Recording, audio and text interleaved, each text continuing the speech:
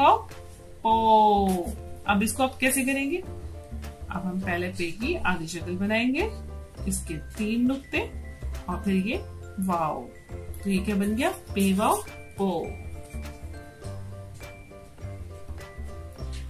इस तरीके से आपने बच्चे को ये सिखाना है और उसके बाद फिर आपने टिश्यू लिया और उसको ऐसे बराबर कर दिया।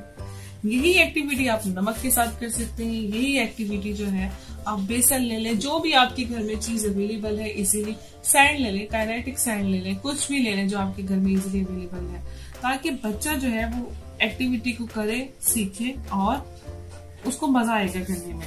जब डिफरेंट डिफरेंट चीजें यूज होंगी ना, अगर हम एक ही चीज, जैसे कि मैंने आपको पहले साल्ट और सैंड के जरिए एक्टिविटी सिखाई है कि हरूफ ताजी को हम कैसे सिखा सकते हैं, वो इनिशियली स्टेज पे आपने करनी है। उसके बाद आप एक्टिविटी को हमने चेंज कर दिया, हम इसको इसलिए आटे के जरिए कर रहे हैं, बेसन के जरिए करेंगे ताकि जो